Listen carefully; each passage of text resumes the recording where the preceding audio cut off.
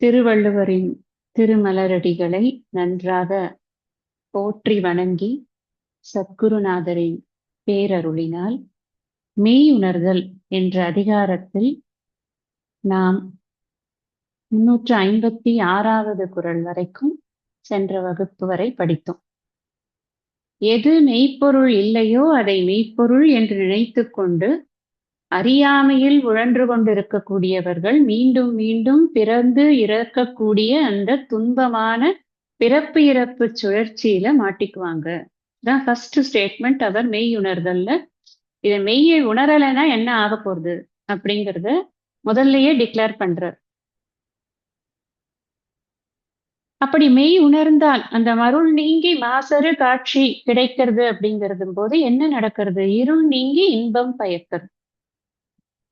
நாம் இதுவரைக்கும் கொண்டிருந்த அந்த தவறான எண்ணங்கள், விபரீத பாவனைகள், எதேது உண்மை என்று நினைத்துக் கொண்டிருக்கிறோமோ அதையெல்லாம் உண்மை அல்ல என்று தெரியும் பொழுது நமக்கு மனசுல ஒரு ரிலாக்ஸ்டா ஆயிடுறது.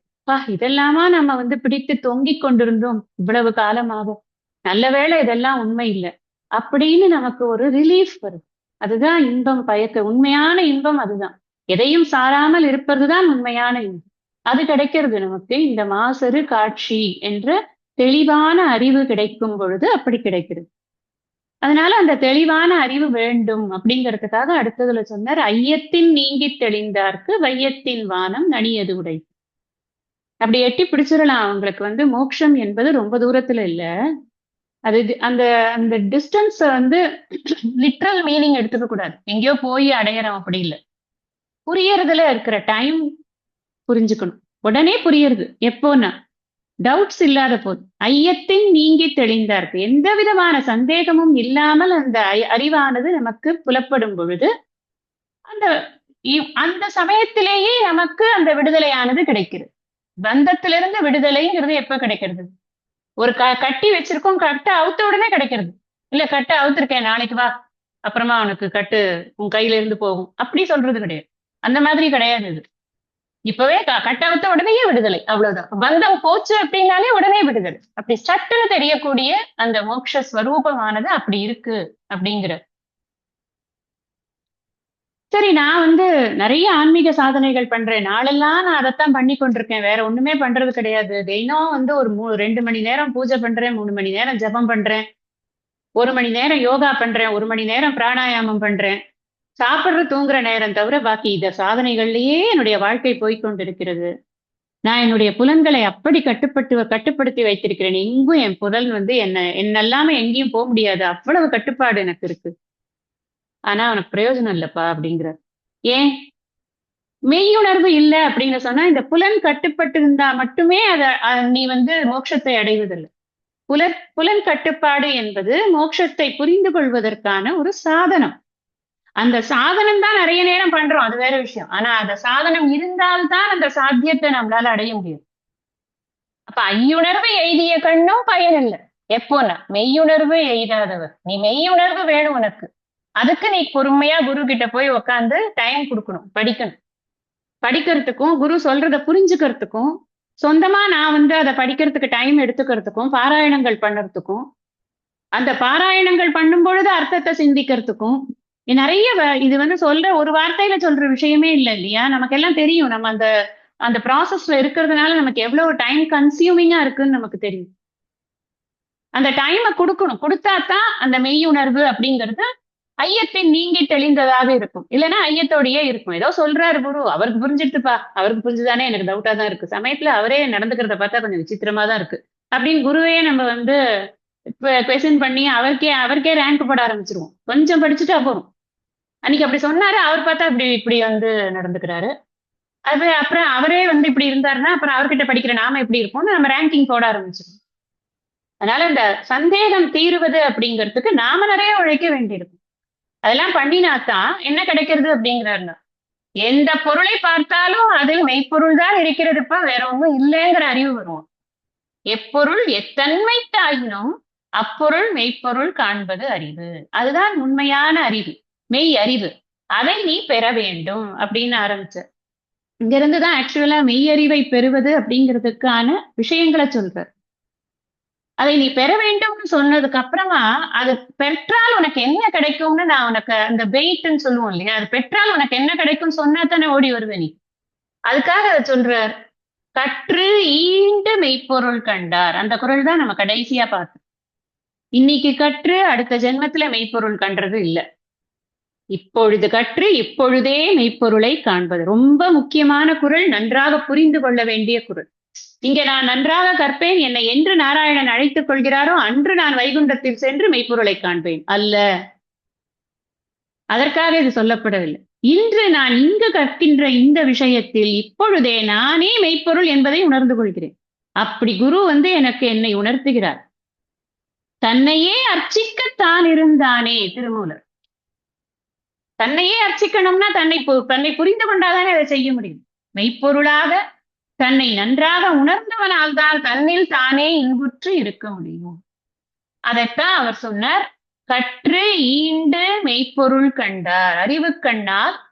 அதான் சொன்னேன் நான் போன வகுப்புல, சொல்லும் போதே புரியறது. அதனால அது அபரோக்ஷ ஞானம். யாருக்கோ புரிஞ்சிருந்து எனக்கு சொன்னான்னா அது இன்ஃபர்மேஷன். எனக்கு புரியற போதுதான் அது நாலேஜா இருக்கு. அப்பதான் எனக்கு டிரான்ஸ்பர்மேஷன் வரும். அந்த அபரோக்ஷ ஞானமானது அதுதான் மெய்ப்பொருள் கண்டார். அறிவு கண்ணால் அந்த மெய்ப்பொருள் இன்னது அப்படிங்கிறத நன்றாக புரிந்து கொண்டார். அப்படி குருமுகமாக குருவின் துணையோடு இந்த மெய்ப்பொருளை நாம காண வேண்டும். காணறதுன்னா எங்கேயோ இருக்கும் குரு ஐஷன் போற ஒரு டூர் போட்டுருவாரு. அவர் ஒரு இடத்துக்கு கூட்டிட்டு போய் நம்மளை காட்ட போறாரு. அப்படி கிடையாது. இருக்கிற இடத்திலேயே தன்னிடமே தானே தன்னையே உணர்வதற்கு குரு உதவி செய்கிறார். அதுதான் குருப்பா. அதனாலதான் குருவை தூக்கி வச்சு கொண்டாடுறோம். நம்ம பைசா செலவில்லை. எங்கேயும் போக வேண்டியதில்லை, எதுவும் ஒண்ணும் பண்ண வேண்டியதில்லை. புரிஞ்சுட்டா போறோம். குரு கஷ்டப்பட்டு எவ்வளவு கஷ்டப்பட்டு அதுக்கு எஃபர்ட்ஸ் போட்டு சொல்றாரோ அதே அளவு கஷ்டப்பட்டு நாமளும் எஃபர்ட்ஸ் போட்டு அதுக்கு உட்காந்து ஸ்ரத்தையோட எவ்வளவு தூரம் அந்த சாஸ்திரத்துக்கு ஸ்ரத்த கொடுக்கணுமோ அந்த ஸ்ரத்தையை கொடுத்து புரிஞ்சு கொண்டோம் அப்படின்னு சொன்னா நிச்சயமாக புரிஞ்சுதான் ஆகணும். வேற வழியே கிடையாது. இதுக்கு வேற வழியும் வேற மெத்தடும் கிடையாது. இதனாலதான் இந்த குரு சிஷ்ய உறவுங்கிறது அவ்வளவு மேன்மையாக பேசப்படுகிறது. ஆனா சில பேருக்கு சொன்ன உடனே அந்த கேட்டல் 3 விஷயம் சொல்லியிருக்கேன். கேட்டல், சிந்தித்தல், தெளிதல் 3 விஷயம் சொல்லியிருக்கேன். இந்த கேட்டல்ங்கிறது கேட்ட உடனே புரிஞ்சிடாது. கேட்ட உடனே தான் இருக்கிற எல்லா டவுட்டும் வரும். ஏன்னா நமக்கு ஏற்கனவே நிறைய விஷயம் தெரியும் இல்லையா. நம்ம அந்த தெரியுங்கிற விஷயத்தை எடுத்து ஓரமா வச்சுட்டு குருட்ட வரமாட்டோம். ஏன்னா அதுதான் அந்த அகங்காரத்தினுடைய மேன்மை. அந்த மனதினுடைய சுபாவம். எல்லாத்தையும் நம்மளோட ஏர்லியர் நாலேஜோட போட்டு கம்பேர் பண்ணிக்கொண்டே இருக்கும். எனக்கு இது தெரியுமே, எனக்கு இது தெரியுமே, எனக்கு இது தெரியுமே. கஷ்டப்படணும். கொஞ்சம் கொஞ்சம் உழைக்கணும். அப்ப குரு எத்தனை 4 தடவை சொல்லுவார், 5 தடவை சொல்லுவார், 6 தடவை சொல்லுவார். நமக்கு 10 தடவை சொன்னா கூட சில சமயம் புரியாது. படிக்க படிக்க கொஞ்சம் கொஞ்சமா அந்த மனசு எப்ப பக்குவப்படுறதோ, எப்ப என்னோட ஏர்லியர் நாலேஜை நான் எடுத்து ஓரமா வைக்கிறேனோ அப்ப அந்த பக்குவம் வரும் பொழுது இந்த விஷயம் நன்றாக மனசுல ஆழமாக அப்பதான் எனக்கு அது புரியறதுக்கே ஆரம்பிக்கும். அப்ப அந்த சந்தேகங்கள் எல்லாத்தையும் ஆனா பொறுமையா நீக்கிக்கணும். சந்தேகம் வந்திருக்கே அப்படிங்கிறதுனால இனிமே இதை யார் படிப்பா, வேற வேலை இல்லை, ஒரே போர் அப்படின்னு சொல்லி தூக்கி போட்டு போயிட முடியாது. வந்தாச்சுன்னா அதை ஒழுங்கா பொறுமையா உட்கார்ந்து படிச்சு அது என்னதான் இருக்கு நம்ம தெரிஞ்சுக்கணும். நம்மளை பத்தி தெரிஞ்சுக்கிறதுக்கு நமக்கு என்ன சொணக்கம்னு உட்கார்ந்து படிக்கணும். அப்படி அந்த ஆழமான அறிவை பெறும் பொழுதுதான் அவர்கள் தான் மெய்ப்பொருளை கண்டார். பகவான் ஸ்ரீகிருஷ்ணர் 4வது அத்தியாயத்துல சொன்னார், யாத்வான புனர்மோகம் ஏவம் யாஸ்யசி பாண்டவர். எதை நீ தெரிந்து கொண்டாயானால் மீண்டும் உனக்கு மோகம் என்பது ஏற்படாதோ. மருள் நீங்கி மாசரு காட்சியவராக நான் ஆகணும்னா நீ இந்த விஷயத்தை தெரிஞ்சுக்கோப்பா. அப்பதான் உனக்கு எல்லா இடங்களிலும் இருப்பது அந்த பரம்பொருள் ஒன்றே, உன்னிடமும் அதுதான் இருக்கிறதுங்கிறது தெரியும்னு அந்த ஸ்லோகத்துல சொன்னார். அதனால அந்த அளவுல நாம போன வகுப்புல படிச்சிருந்தோம். ஜஸ்ட் ஒரு ரீகேப் போடுறேன் என்ன படிச்சிருக்கோம் அப்படின்னு. அவ்வளவுதான். இப்போ 357வது குறளை நாம இப்ப படிக்கணும். ஓர்த்து உள்ளம் உள்ளது உணரின் ஒரு தலையா பேர்த்துள்ள வேண்டா பிறப்பு. உள்ளம் ஒரு தலையா ஓர்த்து உள்ளது உணரின் பிறப்பு பேர்த்து உள்ள வேண்டா. இதுதான் அன்வயம்.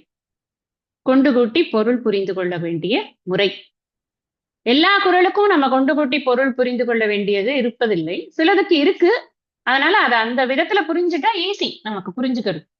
உள்ளம் அப்படின்னு சொன்னா இந்த உள்ளத்தை உடைய உயிர்னு அர்த்தம்.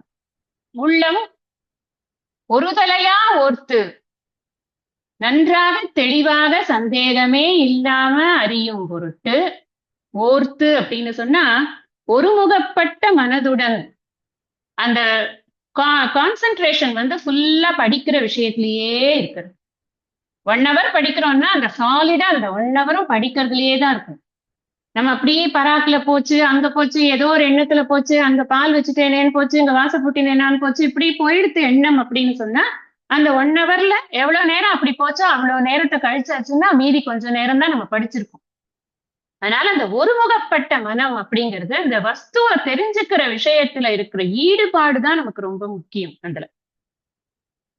அப்படி ஒருமுகப்பட்டு அந்த மனதோடு குருமுகமாக சான்றுகளோடு இந்த மெய்ப்பொருளை ஆராயணும். என்ன சான்று கொடுப்பார் குரு அப்படின்னா உனக்கு தெரியுமா? அந்த தெருவுல ஒருத்தன் படிச்சான், அவனுக்கு இப்படி ஆச்சு. அந்த மாதிரி சான்றெல்லாம் கொடுக்க மாட்டார்.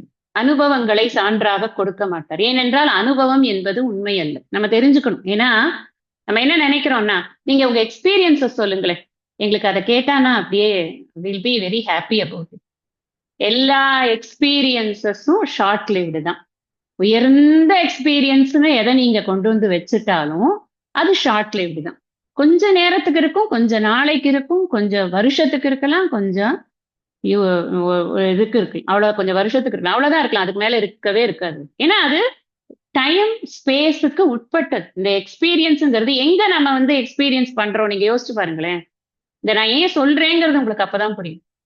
இந்த எக்ஸ்பீரியன்ஸுங்கிறது எங்க ஏற்படுறது? என்னோட மனசுல ஒரு எண்ணமாக ஏற்படுறது. என் மனசு நிலையா எப்ப பார்த்தாலும் அதே எண்ணத்தை நினைக்க முடியுமா? இட்ஸ் காமன் சென்ஸ்ல நம்ம புரிஞ்சுக்க முடிய விஷயம் தான் இது. அது முடியவே முடியாது. டக்கு மாறும், அடுத்தடுத்து அடுத்தடுத்து, அதான் க்ஷணம் மாறிக்கொண்டே இருக்கு. சஞ்சலத்வாத் மனக. அப்ப மனசுல ஏற்படக்கூடிய ஒரு எக்ஸ்பீரியன்ஸ ஷேர் பண்ணி குரு சொல்ல மாட்டார். நான் படிச்சேன், என் குரு கிட்ட எனக்கு இப்படி எல்லாம் இருந்தது அப்படிலாம் சொல்லி நம்மள ஏமாத்த மாட்டார். சாஸ்திரத்துல இந்த வாக்கியத்துல இப்படி இருக்கு, கீதையில கிருஷ்ணர் இப்படி சொல்லியிருக்கார், உபனிஷத்ல இப்படி சொல்லியிருக்கு அப்படின்னு சொல்லி நமக்கு சாஸ்திர வாக்கிய உபமானங்களை உபமானங்களோடு நமக்கு சொல்லும் பொழுது நமக்கு அந்த proper way of teaching, proper method of teaching அப்படிங்கிறது கிடைக்கிறச்சு. அதுதான் சக்க சான்றுகளோடு படிக்கிறது. அப்படி ஆராய்ந்து உள்ளது உணரில் அப்படிங்கிற, உள்ளது உணரின்னா இருக்கிறது என்னங்கிறதை தெரிந்து கொள்வது, இருப்பு என்பதை பற்றி தெரிந்து கொள்வது. இந்த சச்சித் ஆனந்தம் அப்படின்னு நம்ம வந்து மெய்ப்பொருளை சொல்கிறோம். இந்த சத்துனா என்ன, சித்துனா என்ன, ஆனந்தம்ங்கிறது என்ன, இது மூன்றை பற்றிய விஷயங்களையும் சாஸ்திர வாக்கியங்களை எடுத்து குரு நமக்கு உபதேசம் செய்கிறார், அதை விளக்குகிறார். அதை விளக்கும் பொழுது ஒருமுகப்பட்ட மனசோட கூட அதை நாம கேட்கணும். அப்படி கேட்டுட்டோம்னு சொன்னா நமக்கு என்ன கிடைக்கும்? What is the benefit? நீங்க சொல்றீங்களே குவாலிட்டி டைம் கொடுங்க, குவாலிட்டி டைம் கொடுங்கன்னு. நான் குவாலிட்டி டைம் கொடுத்துட்டேன்ப்பா, என்ன கிடைக்க போறது எனக்கு அப்படின்னு. ஆத்ம பிரத்யக்ஷம்னு நிறைய தடவை சொல்லியிருக்கேன். அவங்களுக்கே தெரியும் எந்த அளவுக்கு நாம வந்து இந்த விஷயங்களை ப்ராப்பரா உள்வாங்கினதுனால நமக்கு என்ன பெனிஃபிட் கிடைக்கிறது அப்படிங்கிறது அவங்களுக்கு தெரியும். சந்தோஷமா அதை சில பேர் என்கிட்ட ஷேர் பண்ணும்போது உண்மையிலேயே அது வந்து ரொம்ப சந்தோஷத்தை தான் கொடுக்கறது. இந்த நாலேஜ் வந்து இவ்வளவு தூரம் பயன் அடையிறது, பயன் கொடுக்கறது, பயன் நிச்சயம் கொடுக்கறது. இல்லைன்னா இது வந்து சனாதனமா இருக்குமா? யோசிச்சு பாருங்க. இது வந்து அழிவே இல்லாத நாலேஜ் இல்லையா? இது எத்தனையோ காலங்களாக இருந்து கொண்டே இருக்கிறது. இது ஆதி இல்ல, அந்தம் இல்ல, ஒண்ணும் இல்ல, எப்ப பார்த்தாலும் இது இருந்து கொண்டே இருக்கிறதுனா என்ன அர்த்தம்னா இது ப்ரோவன் ஃபேக்ட், இது டைம் டெஸ்டட் விஸ்டம். இது இருக்கத்தான் இருக்கும், இதனால பலன் இருக்கத்தான் இருக்கும். அதை நான் உணர்வது அப்படிங்கிறது நம்மளுடைய முயற்சியை பொறுத்துதானே இருக்கு. அங்க இவர் என்ன சொல்றாரு அப்படின்னா, பிறப்பு பேர்த்து உள்ள வேண்டா. பிறப்பு அப்படிங்கிறது மீண்டும் ஒரு தாயின் கருவறையை புனரப்பி ஜனனி ஜடரே சயனம், திரும்ப போய் ஒரு தாயின் கருவறையில போய் நான் வந்து உள்ள போயிட்டு வெளியில வர வேண்டிய அவசியம் எனக்கு இருக்காது. மீண்டும் உடலை எடுத்து பேர்த்துன்னா மாறி மாறி ஒரு தடவை எடுத்து வர்றது இல்ல. இந்த தடவை ஏதோ மனுஷ பிறவி கொடுத்துட்டாரு பகவான், அது அரிது மானிடராய் பிறத்தல் அரிதுன்னு பிறந்துட்டேன் நான். அடுத்த வாட்டி என்ன பிறவி கொடுக்க போறாரு நமக்கு தெரியாது. அதுக்காக அந்த பிறவியில என்னென்னலாம் அனுபவங்கள் இருக்க போறதோ தெரியாது. வெறும் அனுபவத்துக்குன்னே போக பிறவினே பிறவிகள் இந்த அனிமல்ஸ் இன்செக்ட்ஸ் எல்லாம் வெறும் போக பிறவிகள் தான். ஆறறிவு கொண்ட இந்த மனித பிறவிங்கிறது மீண்டும் எப்பொழுது வரும் என்று தெரியாது. இப்ப இந்த அந்த மாதிரி மாறி மாறி மாறி மாறி வரும் அப்படின்னு உள்ள வேண்டாம். உள்ளன்னா கருது, நினைக்க. நான் அப்படி நினைக்க வேண்டிய அவசியம் இல்லை அப்படிங்கிற. இதுல என்ன இருக்கு? இந்த குரல்ல என்ன சூக்ஷ்மம் இருக்கு? இவர் வந்து சொல்றார், நீ வந்து இது உள்ளது உள்ளபடி நீ புரிஞ்சு கொண்டாய் அப்படி என்றால் நீ மீண்டும் பிறவியை எடுப்பாய் என்ற எண்ணமே உனக்கு வேண்டாம். நீ அப்பனா என்ன அர்த்தம்? இதுக்கு என்ன பரோலரி என்ன? நீ கரெக்டா புரிஞ்சுக்கணும்னு அர்த்தம் இல்லையா? அதான அர்த்தம். இது நீ கரெக்டா புரிஞ்சுக்கணும். சிஷ்யனுக்கு ஒரு இலக்கணம் சொல்றது சாஸ்திரம். என்ன மாதிரி இருக்கணும் ஒரு சிஷ்யன் அப்படின்னு. இது எல்லாருக்கும் பொருந்தும். நம்ம எல்லாருக்கும் இது பொருந்தக்கூடிய விஷயம். காகத்தினுடைய பார்வை இருக்கணும். ஒரே பார்வை. என்ன பார்க்க அந்த சைடு தான் பார்வை இருக்குமா? அதுக்கு ஒரு சைடு பார்வை. அதாவது சாஸ்திரத்தின் மேல மட்டும் பார்வை. நம்ம போய் நம்ம சாஸ்திரம் படிக்க வந்திருக்கேன் அப்படின்னு சொல்லிட்டு அக்கம் பக்கம் பார்த்து கொண்டிருக்கோம் அப்படின்னு சொன்னா அந்த பார்வை வந்து நமக்கு பெண்ணால என்ன பார்க்கிறோமோ அது நமக்கு மனசுக்கு விஷயம் ஆயிடுறது. நம்ம படிச்சிருக்கோமே, இந்திரியங்களோட பிரபாவத்தை படிக்காமையா இருக்கும். 3வது அத்தியாயம், 4வது அத்தியாயம், 5வது அத்தியாயம் மாறி மாறி இதுதான் நம்ம ஃபுல்லா படிச்சிருக்கோம் இது வரைக்கும் கீதையில. அப்ப இந்த இந்திரியங்களை எவ்வளவு கட்டுப்பாடா வச்சுக்கணுங்கிறது நமக்கு தெரியும். காகத்தினுடைய பார்வை இருக்கணும்.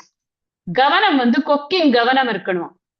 எப்ப பார்த்தாலும் இந்த சாஸ்திர தியானம் தான் இருக்கணும். கவனம்னா அந்த தியானம். எப்ப பார்த்தாலும் இன்னைக்கு 2 குறள் படிச்சோமே, இந்த குறளுடைய பொருள் என்ன? வரி அந்த குறளுக்கு பதம் பதமா என்ன பொருள்? அந்த ஒவ்வொரு பதத்துக்கும் உள்ள உள்ளார்ந்த கருத்து என்ன? என்ன சொன்னாங்க? அதுல நமக்கு என்ன புரிஞ்சுது? புரியாத அம்சம் என்ன?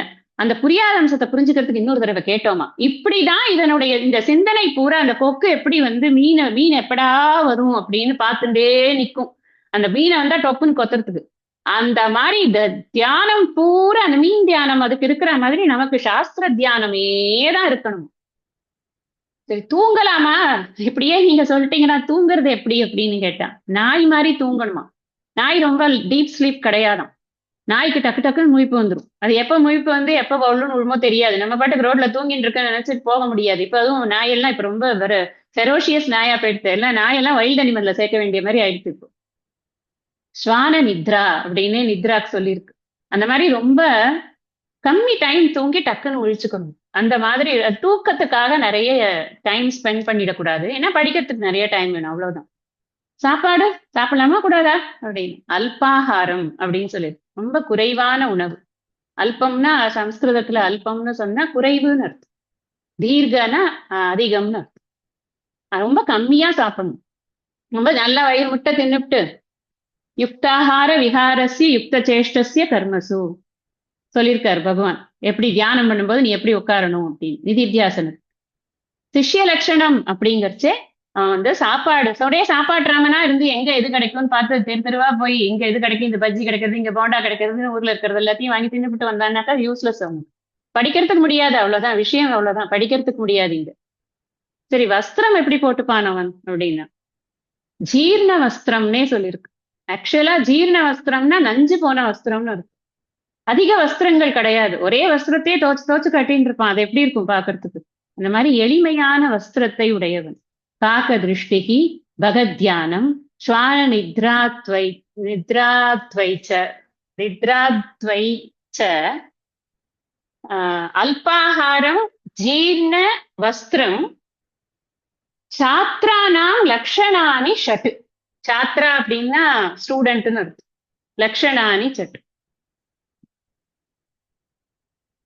ஸ்வான நித்ரா தைவச்ச அப்படின்னு சொல்லணும். வைச்சன்னு சொல்லிட்டேன். ஸ்வான நித்ரா தைவச்ச. அதாவது ஏவச்சங்கிறத தைவச்சன் அந்த தா வந்து தை ஆயிடும். இதுல புணர்ச்சி விதியினால அப்படி ஆயிடும். அதுல சொல்றது இதுதான், இந்த அர்த்தம் தான் இருக்கு. காகம் மாதிரி உனக்கு வந்து பார்வை இருக்கணும், கொக்கு மாதிரி உனக்கு கவனம் இருக்கணும், நாய் மாதிரி தூக்கம் இருக்கணும், ரொம்ப கம்மியா சாப்பிடணும், ரொம்ப எளிமையான வஸ்திரங்களை போட்டுக்கணும். நீங்க இந்த ஸ்லோகத்தில இருந்தே நமக்கு ஸ்டூடெண்டினுடைய லட்சணம் தெரியறது அப்படின்னா நாம நமக்கே போட்டு பார்த்துக்கணும். இதுல எந்தெந்த விஷயங்கள்ல நாம கவனங்களை நீக்கணும், எந்தெந்த விஷயங்கள்ல கவனங்களை அதிகப்படுத்தணும் அப்படின்னு. ரொம்ப ஸ்ட்ரிக்டா இருக்கே அப்படின்னு நமக்கு தோணும். அப்படி இருந்தா கூட அது எதுக்கு இருக்கு அப்படின்னா படிப்புல அதிகமா கவனம் செலுத்தணுங்கிறதுக்காக தான். வேற ஒண்ணும் இல்ல. இன்னைக்கு நீங்க ஸ்டூடண்ட்ஷிப்ப போய் பார்த்தீங்கன்னா, காலேஜ் போற பசங்கள்லாம் எப்படி இருக்கு? எவ்வளவு ஜம்முன்னு ட்ரெஸ் பண்ணிட்டு போறது அப்படிங்கிறதெல்லாம் அது கொஞ்சம் கூட சம்மந்தமே இல்லாம இருக்கு பாருங்க. 2 தலைமுறைக்கு முன்னாடி அப்படியெல்லாம் இல்ல ஸ்டூடண்ட்ஸ். ஆனா படிப்பு நல்ல கவனமா இருந்தது. ரொம்ப ஆழமான அறிவு இருந்தது. ஆழமான விஷயங்கள் தெரிந்து கொண்டிருந்தார்கள். இப்ப எல்லாம் மேம்போக்கா இருக்கு. ஒரு இங்கிலீஷ்ல ஒரு சென்டென்ஸ லீவ் லெட்டர் எழுத சொல்லுங்க, ததிங்கிணத்தம் போடும். ஆனா இங்கிலீஷ் மீடியத்துல தான் காலம் பூரா படிச்சிருக்கும். எல்கேஜில இருந்து ஏ ஃபார் ஆப்பிள் அப்படின்னு ஆரம்பிச்சுதான் முதல்ல இருந்து படிப்பு. ஆனா இங்கிலீஷ்ல ஒரு சாதாரண லெட்டர் இப்ப புதுசா வந்துருது ஜாட் ஜிபிடி. அதுல கேட்டு எல்லா இங்கிலீஷ்ல வந்து எல்லா லெட்டரையும் எழுதிக்கலாம். லீவ் லெட்டர்ல இருந்து ஆரம்பிச்சு எல்லா லெட்டர். அவ்வளவுதான் இப்ப வந்து இது இருக்கு. ஸ்டூடெண்ட்ஷிப் இருக்கு. இதெல்லாம் நம்ம இந்த ஸ்டூடெண்ட்ஷிப்புக்கு போட்டு பார்க்கறதுக்காக நான் சொல்லல. நான் சொல்றது எதுக்கு அப்படின்னா, மெய்யுணர்தல் அப்படிங்கிறது ரொம்ப டீப்பான சயின்ஸ். இந்த இத படிக்கிறதுக்கு நம்ம இவ்வளவு ஸ்ட்ரிக்ட்டா இருந்தா தான் நம்ம கவனம் வந்து வெளியில போகாது அப்படிங்கிறதுக்காக. இந்த ஒரு தலையா அப்படிங்கிறதுக்கு தான் இந்த விளக்கம் சொல்றார் சுவாமிஜி. ஒரு தலையா அப்படின்னா ரொம்ப கவனமாக ஒரே ஒரே நோக்கம் தான். இந்த சாஸ்திரத்தை நான் புரிஞ்சுக்கணும். இதை தவிர எனக்கு வேற நோக்கமே கிடையாது அப்படிங்கிறது தான். கைவல்ய நவநீதத்துல ஆசிரியர் வந்து இதுல சொல்றார், பாயிரத்திலேயே சொல்றார். படர்ந்த வேதாந்தம் என்னும் பார்க்கடல் மொண்டு முன்னூல் குடங்களில் நிறைத்து வைத்தார் குறவர்கள் எல்லாம் காய்ச்சி கடைந்தெடுத்தளித்தேன் இந்த கைவல்ய நவநீதத்தை அடைந்தவர் விஷயமன் தின்று அலைவரோ பசியிலாரே அப்படின்னு. லாஸ்ட் வரி ரொம்ப முக்கியம். அதுக்காக மெதுவா சொல்றேன். இதெல்லாம் நான் பண்ணி கைவல்ய நவநீதத்தை கொண்டு வந்து கொடுக்குறேன். அதை சாப்பிட்டார் அடைந்தவர்னா என்ன? அதனுடைய அறிவை பெற்றவர்கள் விஷயங்களுக்கு ஆசைப்பட்டு போவானா? பசியே இருக்காது அவனுக்கு, எப்படி போவான்? ஹோட்டல்ல போய் உட்காந்து ஃபுல் வயிறு இருக்கிறச்ச நீ என்ன சாப்பிடுறீங்கன்னு சர்வர் ஒரு 50 ஐட்டம் லிஸ்ட் சொன்னா கூட நமக்கு மனசுல எதுவுமே தோணாது. வேணாம்ப்பா எனக்கு எதுவுமே வேணாம் தான் சொல்லுவோம். வயிறு நிறைஞ்சு போச்சுன்னா ஒன்றும் சாப்பிட முடியாது. அதே மாதிரிதான் நிறைந்து விட்டது என்றால் நிறைவில்லாத போது நாம் கேட்கக்கூடிய இந்த விஷய வாசனைகள் எல்லாம் நமக்கு போயிடும். அவ்வளவுதான். அதத்தான் சொல்றார் கைவல்ய நவநீத ஆசிரியர். அப்படி இருக்கணும். அந்த சிஷ்யனுடைய எண்ணம் வந்து இந்த வெளி விஷயங்கள்ல போகாம இருக்கணும். அப்படி இருந்தா மீண்டும் பிறவி கிடையாது. அந்த ஒரு விஷயம் நீங்க இதுல நல்லா நோட் பண்ணுங்க. சின்ன விஷயம் தான். இந்த குறள் வந்து ரொம்ப பெருசா நீட்டி முழக்க வேண்டிய அவசியம் கிடையாதுன்னாலும் சில நுணுக்கமான பாயிண்ட்ஸ் இருக்கிறதுனால இந்த விஷயங்களை விவரிச்சு சொல்றேன். உணரின்னு போட்டிருக்காரு. ஓர்த்து உள்ளம் உள்ளது உணரின். அப்படி உணரின்னு போடும்போது உணர்ந்தால் அப்ப என்ன அர்த்தம்? உணராம போவான்னு அர்த்தம் இல்லையா? It's a conditional statement. நீ உணர்ந்தால் உனக்கு பிறவி இருக்காது. நீ உணரல, நான் கிளாஸ் போவேன்ப்பா. நான் வந்து கிளாஸ ஒரு நாள் கூட மிஸ் பண்ண மாட்டேன். கிளாஸ் தான் எனக்கு உயிர். நான் போயிடுவேன் எப்படியாவது. கிளாஸே ஒரு போதை ஆயிடும் சம்டைம்ஸ். கிளாஸ் போலன்னா அன்னைக்கு கை கால் நடுங்கும். அந்த மாதிரி கிளாஸுக்கு கூட ஒரு அட்டாச்மெண்ட் கிரியேட் பண்ணிக்கிறது அப்படிங்கிறது எல்லாமும் நடக்க ஆரம்பிக்கும். மனசுதானே. ஆனா விஷயம் உள்ள போச்சானா போயிருக்காது. எப்ப அட்டாச்மெண்ட் ஏற்படுறதுன்னு தெரியறதோ அப்பவே விஷயம் உள்ள போலன்னு தான் இருக்கும். அதனால அது உணரிங்கிறதுனால அது அறிவு கருதி சொல்லப்பட்டதுங்கிறத புரிஞ்சுக்கணும். உடனே நம்ம ஜாயின் பண்ணியாச்சு அப்படின்ன உடனே நமக்கு முக்தி வரப்படுது. நிச்சயமா விஷயம் தெரிஞ்சதுதான் முக்தி தான். விஷயத்தை எந்த அளவுக்கு ஐயம் நீங்கி தெரிந்து கொள்கிறோங்கிறது தான் இந்த முக்தி. அதான் விஷயம். அடுத்தது 358வது பக்கம். பிறப்பென்னும் வேதமை நீங்க சிறப்பு என்னும் செம்பொருள் காண்பது அறிவு. பிறப்பென்னும் வேதமை நீங்க சிறப்பென்னும் செம்பொருள் காண்பது அறிவு. ஸ்ட்ரெயிட்டா இருக்கு. நீங்க எதுவும் கொண்டு கூட்ட வேண்டியதில்லை. ஒண்ணு நீங்கணும்னா எதை பெறணும். அதான் இங்க விஷயம். வேதமை அப்படிங்கிற வேதமைனா அறியாமை. இந்த அறியாமை என்ன பண்றது அப்படின்னா பிறப்பு பிறவிகளுக்கு காரணமாக இருக்கிறது அறியாமை. ஆக்சுவலா இங்க ஸ்டேட்மெண்ட்டே எப்படி போடுற? பிறப்பென்னும் வேதமை அப்படின்ட்டு. வேதமைங்கிறது தான் பிறப்புக்கு காரணம். அதனால பிறப்பு அந்த அறியாமைங்கிற குணத்தை தூக்கி இந்த பிறப்பு மேலேயே ஏத்தி வைக்கிறது. பிறப்பே ஒரு அறியாமைதான்ப்பா. அறியாமையினாலதான் இந்த பிறவி இருக்கிறது என்பதே நமக்கு தெரிகிறது. நம்ம வந்து பிறந்திருக்கோம்னு நினைக்கிறோமே, அதுவே ஒரு அறியாமைதான் அப்படின்னு அர்த்தம். பிறவிகளுக்கு காரணமாகிய அறியாமை என்றும் ஒரு பொருள். நீங்க அகல சிறப்பென்னும் செம்பொருள் காண்பது அறிவு. சிறப்பு அப்படின்னா மீண்டும் பிறக்காத சிறப்பான நிலையை தரக்கூடிய அந்த செம்பொருளை, செம்மை பொருளை உணர்ந்து கொள்வதுதான் சிறந்த அறிவாகும். எத்தனையோ அறிவு நம்ம வந்து இது பண்றோம், நம்ம கெயின் பண்றோம். நம்ம வாழ்க்கையில ஆரம்பத்துல இருந்து இது யாரு இது யாருன்னு கேட்டு கேட்டு ஒரு விஷயமாக நமக்கு வாய் பேச தெரிஞ்ச சமயத்திலிருந்து நாம ஒரு பொருளை பற்றியும் நம்மளுடைய அப்பா அம்மா கிட்ட கேட்டு கேட்டு கேட்டு அறிவை பெற்றுக் கொண்டிருக்கிறோம். அந்த அறிவு எல்லாமே நமக்கு இந்த உலகத்துல இருந்து மீண்டும் மீண்டும் பிறப்பதற்கான ஒரு சாத்தியத்தை தான் உண்டு பண்ணுகிறதே தவிர்த்து இந்த பிறவாமை அப்படிங்கிற விஷயத்திற்கு நம்மை இட்டு செல்வதே கிடையாது. என்ன காரணம் அப்படின்னா, நான் என்னதான் நான் வந்து பல்வேறு விஷயங்களை பத்தி நான் படிச்சிருந்தா கூட அது அந்த உண்மை பொருளை பற்றிய அறிவை கொடுக்கக்கூடியதாக இல்லை. இங்க உலக விஷயங்களை பற்றிய அறிவு அப்படிங்கிறது, அழிந்து போகக்கூடிய பொருட்களை பற்றிய அறிவு அப்படிங்கிறது தான் எனக்கு வாழ்க்கையில ஈஸியா கிடைக்கக்கூடிய அவைலபிள் அறிவா இருக்கு. ஆனா எந்த அறிவை பெற்றால் நான் இனிமே பிறவாமல் இருப்பேன், இல்ல நான் இப்ப பிறந்தது என்ன அப்படிங்கறது தெரிந்து கொள்வேன் அப்படின்னா அது அந்த மெய்ப்பொருளை பற்றிய அறிவு மாத்திரம்தான் எனக்கு அதை கொடுக்கும். தாயுமானவர் சொல்றார், இறப்பும் பிறப்பும் பொருந்த எனக்கு எவ்வளம் வந்தது என்று எண்ணியான் பார்க்கில் மறப்பும் நினைப்புமாய் நின்ற வஞ்ச மாயாமனத்தால் வளர்ந்தது தோழி அப்படிங்கிறது. நான் எப்படி எனக்கு பிறப்பிறப்பு வந்தது அப்படின்னா, நான் மறந்து நினைத்து என்னுடைய உண்மை ஸ்வரூபத்தை நினைக்கிறேன், திரும்ப மறக்கிறேன், திரும்ப நினைக்கிறேன், திரும்ப மறக்கிறேன். எங்கெங்க நான் நினைக்கிறதே இல்லை, நீங்க வேற அப்படின்னா. உறக்கத்துல நாம வந்து உண்மையான அந்த ஸ்வரூபத்துலதான் இருக்கும். ஆனா அது எழுந்துகச்சே மறந்து போயிடுது. நம்ம என்ன ஒரே ஒரு ஸ்டேட்மெண்ட் சொல்லுவோம்னா, நல்லா தூங்கினேன்னு சொல்லுவோமே தவிர அந்த உறக்கத்துல என்ன நடக்கிறது யாராவது ஒருத்தர் ஆராய்ச்சி பண்ணிருப்போமா? முக்கிய ஆராய்ச்சி பண்ண மாட்டோம். அதனால அந்த உறக்கம் அப்படிங்கறத பகவான் எதுக்கு வச்சிருக்காருன்னா, நீ வந்து இதுதான் உன்னுடைய உண்மையான நிலை அப்படிங்கறத நமக்கே பிரத்யட்சமா காட்டுறதுக்காக வச்சிருக்காரு. என்ன நடக்கிறது அந்த உறக்கத்துல? ஒரு பொருளும் இல்ல, ஹாப்பியா இருக்க. முழிச்சிட்டு இருக்கறச்சே எதனா ஒண்ணு வேணும், ஹாப்பின்னு சொல்றதுக்கு எனக்கு எதனா ஒண்ணு வேணும். அதான் டிஃபரன்ஸ், உறக்கத்துக்கும் விழிப்புக்கும் அதான் டிஃபரன்ஸ். இப்ப நான் இந்த மாதிரி இருந்தேங்கிறத மறந்து போயிடுறேன். அது ஏன் மறந்து போயிடுறேன்? ஏன்னா மாயையினால நான் மறந்து போயிடுறேன். மாயை என்ன பண்றதுன்னா, ரொம்ப அட்ராக்டிவா இந்த வேர்ல்டு எனக்கு காமிச்சிடுறது. முழிச்ச உடனே டக்குன்னு வேர்ல்டு வந்துடுறது. என்னோட அகங்காரம் வந்து வேலை செய்ய ஆரம்பிச்சிடுது. நான் நான் நான் நான் எனது எனது எனதுன்னு பறக்கிறது கிடந்து. அதுக்கப்புறம் எனக்கு என்ன, அந்த நானுக்கும் எனதுக்கும் சேர்த்து வேலை பண்ணிட்டு இருக்கேன். இதுதான் நடக்கிறது. டெய்லி காத்தாலே சாயந்தரம் வரைக்கும் இதுதான் நடந்தது. இங்க பிறவி அப்படிங்கிறது நமக்கு ஒரு நோயாக சொல்லப்பட்டிருக்கு. இது நோய் அப்படின்னு ஏன் சொல்றோம் அப்படின்னா, இது வந்து துன்பத்தை கொடுக்கும், இன்பம் கொடுப்பது போல இருந்தால் கூட, வாழ்க்கையில் எல்லா நேரமும் நான் இன்பத்தைத்தான் அனுபவித்துக் கொண்டிருக்கிறேன் ஒருத்தர் சொன்னாலும் கூட, துன்பம் கலந்த இன்பத்தைத்தான் இந்த உலகியல் இன்பமானது கொடுத்து கொண்டிருக்கு. அதுதான் சாஸ்திரம் சொல்றது. அதனால அந்த இன்பம் அப்படிங்கிறது இல்லாத காரணத்தினால அது நோயாக கருதப்படுகிறது. அது ஒரு துன்பம் அப்படின்னு. அந்த துன்பம் ஏன் வருது அப்படின்னா, அறியாமையினால வருது. நான் யார் என்ற அறியாமையினால வருது. இந்த அறியாமை எப்படி போகும் அப்படின்னா, இந்த மனித பிறவியில் நான் மேற்கொள்ளக்கூடிய முயற்சிகள்னால அந்த அறியாமை போகும். நான் இந்த பிறவியில இந்த மனித உடல்ல இருக்கேன், இதுக்கு முன்னாடி ஏதோ ஒரு உடல்ல இருந்திருக்கேன், அதுக்கப்புறம் ஏதோ ஒரு உடல்ல கூட போவேன். நான் இந்த முயற்சியை பொறுத்து எனக்கு அடுத்த உடல் எனக்கு டிசைட் ஆக போகுது. இங்க நான் எப்படி இருக்கேனோ என் பெர்ஃபார்மன்ஸ் ரேட்டிங் தான். இப்ப கம்பெனில போய் பெர்ஃபார்மன்ஸ் ரேட்டிங் நல்லா இருக்கா, உனக்கு அடுத்த இது பொசிஷன் கொடுத்துடுறேன் அப்படின்னு.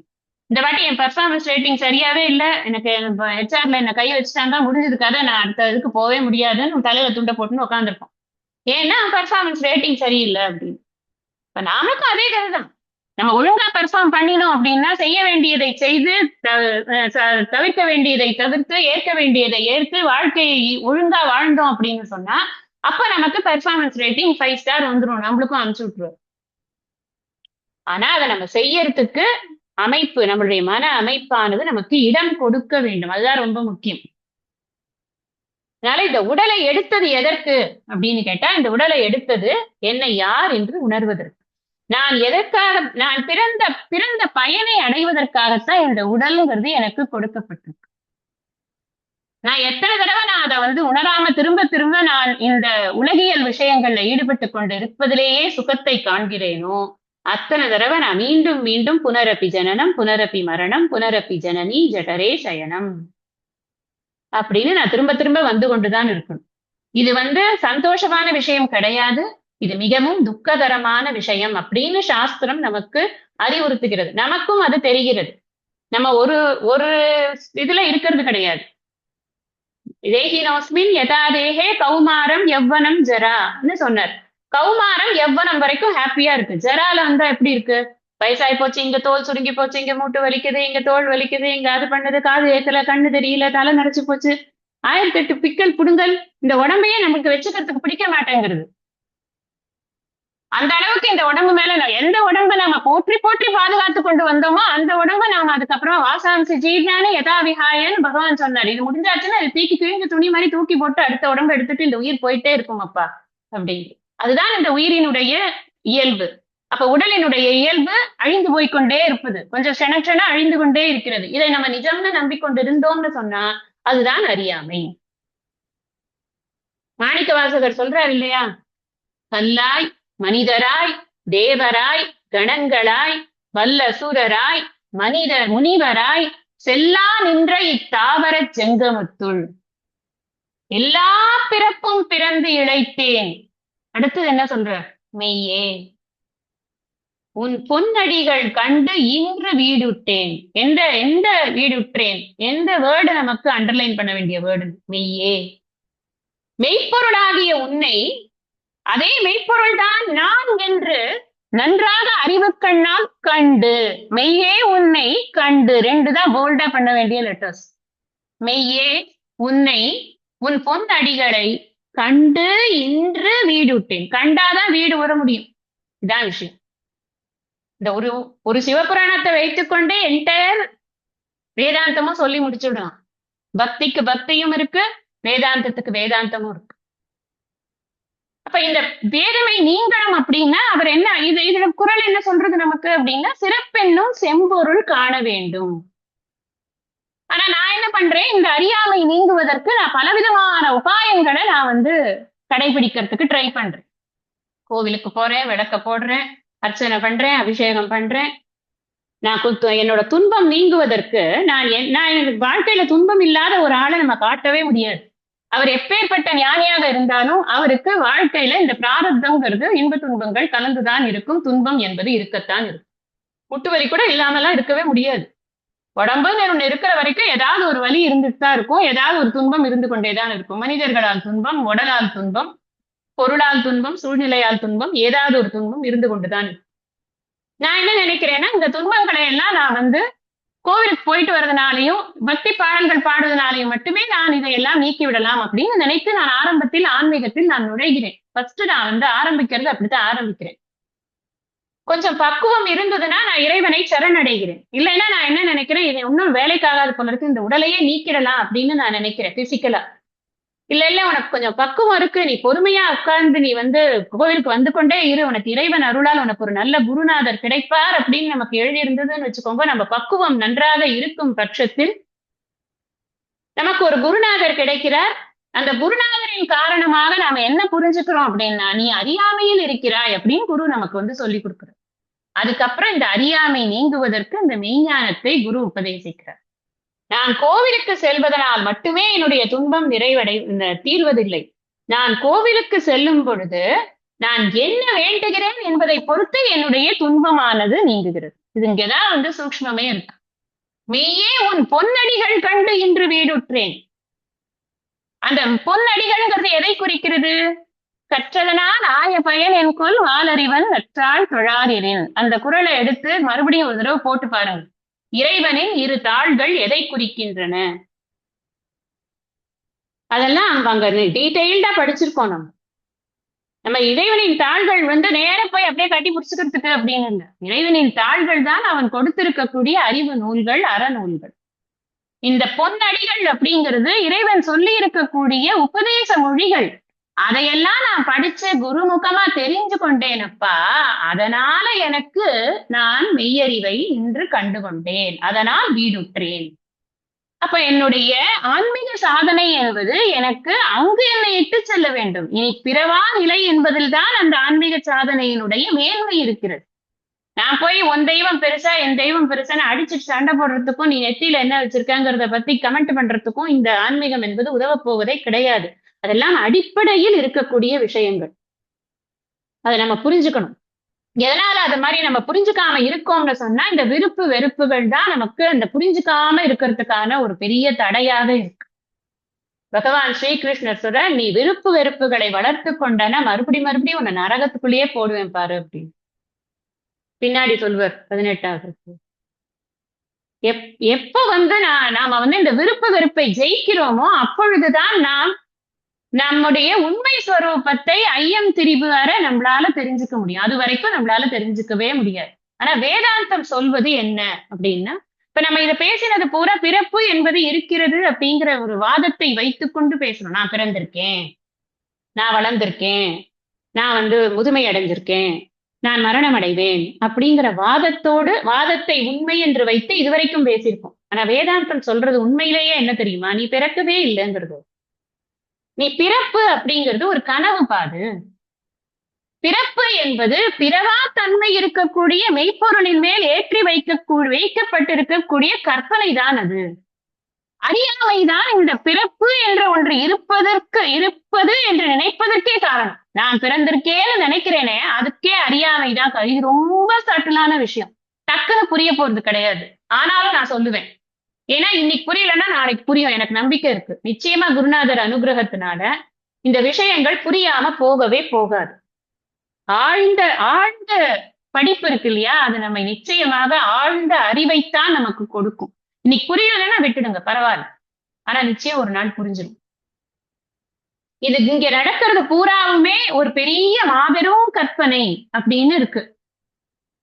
அந்த கற்பனை வந்து எதன் மீது செய்யப்பட்டிருக்கிறது அப்படின்னா, கற்பனைக்கே எட்டாத அந்த பரம்பொருளின் மீது இந்த கற்பனையானது செய்யப்பட்டிருக்கிறது. நான் பரம்பொருள் அப்படிங்கிறது தான் சாஸ்திரம் எனக்கு சொல்லக்கூடிய விஷயம். நான் அந்த பரம்பொருளோடு என்னை ஐடென்டிஃபை பண்ணி கொண்டு இருக்கிற அந்த அந்த அறிவு எனக்கு இருக்கு அப்படின்னா, அப்ப இந்த பிறப்பு அப்படிங்கறத நான் ஒரு மேட்டராவே பார்க்க மாட்டேன். இருக்கானா இருக்கு. எங்க இருக்கு? விவகாரத்துல இருக்கு. விவகாரத்துல பிறப்பு இருக்கு, இறப்பு இருக்கு, எல்லாமே வளர்ச்சி இருக்கு, தேய்தல் இருக்கு, எல்லாமே இருக்கு. 6 விகாரங்களும் விவகாரத்துல இருக்கு. ரெண்டு ரியாலிட்டி பத்தி பேசுறோம். வேதாந்தத்துல பேசும்போது 2 ரியாலிட்டி பத்தி பேசுறோம். ஒண்ணு வியாவகாரிக்கம், இன்னொன்னு பாரமார்த்திகம். வியாவகாரிக்கம்னா இங்க இருக்கக்கூடிய இந்த விவகாரம் பண்ணக்கூடிய ரியாலிட்டி. நான் ஒரு பர்சன், நீங்க ஒரு பர்சன், இன்னொரு பர்சன் அப்படின்னு நம்ம விவகாரம் பண்ணக்கூடிய இந்த பிசிக்கல் ரியாலிட்டியில பேசுறோம். அப்போ நம்ம எல்லா விஷயங்களும் ஒத்துக்கும். அப்சல்யூட் ரியாலிட்டி அப்படின்னு அந்த பாரமார்த்திகமான அந்த திருஷ்டியில் நான் இதுல சொல்லியிருக்கேன் உங்களுக்கு, தூய உணர்வின் கோணத்தில் அப்படின்னு ஞாபகம் வச்சுக்கணும். நீங்க மறக்க கூடாது. தூய உணர்வின் கோணத்தில் இங்கு எதுவுமே இல்லை தூய உணர்வை தவிர. நான் அந்த தூய உணர்வு. இதுதான் இங்க குருநாதன் நமக்கு கொடுக்கக்கூடிய ஒரு மிகப்பெரிய கொடை அப்படின்னு சொல்லணும். அதை சொன்னாலும் எனக்கு வந்து கம்ப்ளீட்லி நான் ரிலீவ்ட் ஆயிடுறேன். நான் இந்த இத்தனை நாளா நான் எதையோ பெருசு நினைச்சு கொண்டிருக்கேனே, அதெல்லாம் பெருசே இல்லப்பா அப்படின்னா எனக்கு அது நிம்மதியா இருக்கு. நம்ம தத்துவத்தை பற்றி பேசாமல் உலகத்தை உண்மை அப்படின்னு நினைத்து கொண்டு இந்த உலகத்தில் இருக்கக்கூடிய விஷயங்களே விவகார திசையில இது இருக்கு அப்படின்னு நினைத்து கொண்டு பேசக்கூடிய இடத்தில் இந்த குறள் சொல்லப்பட்டிருக்கிறது. உன் தத்துவம் இப்படிதான் சொல்றதுங்கிறத உங்களுக்கு புரியறதுக்காக சொன்னேன். பிறப்பென்னும் வேதமை நீங்க அப்படின்னு போட்டிருக்கு. நீங்க அப்படின்னா என்ன? அந்த வேதமை, அந்த அறியாமைங்கிறது உனக்கு நீங்கணுமா இருந்த நீ அறியாமைங்கிறது இருக்குங்கிறத வச்சுதான் இப்ப பேசுறோம். உனக்கு இருக்கு, அது நீ நீங்கணும். எந்த இடத்துல இருக்கு? நான் ஜீவனுக்கு இருக்கு. நான் பிறந்திருக்கிறேன் அறியாமை ஜீவனுக்கு இருக்கு. அந்த ஜீவனுக்கு அந்த அறியாமை நீங்கணும்னா செம்பொருளை அது காண வேண்டும். சிறப்பு மிக்க செம்பொருள். சிறப்புனா ஸ்ரேயஸ்னு அர்த்தம். ஸ்ரேயஸ் அப்படின்னா நன்மை தருவது அப்படின்னு அர்த்தம். இந்த செம்பொருளை காண்பதால் நமக்கு அறுதி நன்மையை தருவது இந்த அறுதி உண்மைதான். சாதாரண நன்மை அப்படிங்கிறது நம்ம வாழ்க்கையில அவர் எனக்கு நல்லது பண்ணாரு, எனக்கு நல்லது நடந்துச்சு. நாம நன்மைன்னு நினைக்கிறது என்ன தெரியுமா? கரெக்ட் டயத்துல நமக்கு இது வேலை கிடைக்கிறது, கரெக்ட் டயத்துல கல்யாணம் நடக்கிறது, கரெக்ட் டயத்துல குழந்தை பிறக்கிறது, கரெக்ட் டயத்துல பேரம்பேத்தி எடுக்கிறது, கரெக்ட் டயத்துல நமக்கு வேணுங்கிறதெல்லாம் கிடைக்கிறது. இப்படி நாம நன்மைன்னு நினைக்கிறது இவ்வளவுதான். நம்ம எவ்வளவு அல்பத்தனமான ஒரு நன்மையை வச்சுட்டு இருக்கோம்னு பாருங்க. ஸ்ரேயஸ்ங்கிறது அது கிடையாது. ஸ்ரேயஸ்ங்கிறது இந்த நன்மை எல்லாம் உண்மையில் நன்மையே அல்ல. இதெல்லாம் தோற்றத்திற்கு நன்மை போல தோன்றுகிறது அப்படின்னு நமக்கு புரிய வைக்கிறது. இதனுடைய அனித்தியத்துவத்தை புரிய வைக்கிறது தான் இந்த ஸ்ரேயஸ் அப்படிங்கிறது. நமக்கு அந்த நன்மைங்கிறது பெரிய நன்மையா இல்லையா? இது அனித்தியம் அப்படின்னு புரிஞ்சுக்கிறது பெரிய நன்மையா இல்லையா? ஏன்னா இதுலலாம் இந்த விஷயங்கள், இந்த உலகியல் விஷயங்கள்ல இருக்கிற நன்மைகள்ல நம்ம மாட்டிக்கொண்டோம்னா என்ன ஆகும்? எனக்கு அதனோடு நான் ஒரு அடையாளத்தை ஏற்படுத்தி கொள்வேன். நான் ஒரு சக்சஸ்ஃபுல் பர்சன், நான் இந்த விஷயத்துல சக்சஸ்ஃபுல் பர்சன், நான் நல்லா படிச்சவன், நான் நல்லா சம்பாதிச்சவன், நான் நல்லா பேசக்கூடியவன், நான் நல்லா பாடக்கூடியவன். ஆளாளுக்கு திறமையோட ஐடென்டிஃபை பண்ணி பண்ணி பண்ணி என்ன ஆகும்? அந்த அடையாளங்களோட ஒரு அபிமானங்கள் கிரியேட் ஆயிடும். அந்த அபிமானங்கள் என்ன ஆகுது நமக்கு?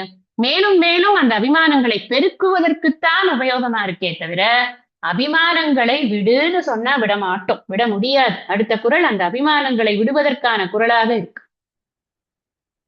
நான் இந்த உடம்பே உண்மை இல்லை அப்படின்னு போட்டு உடைச்சேன்னாத்தான் எனக்கு என்ன ஆகுதுன்னா அபிமானங்கள். உடம்புன்னு சொன்னா நீங்க திரும்ப சொல்றேன், உடம்பு மனசு புத்தி எல்லாம் சேர்த்துக்கணும்.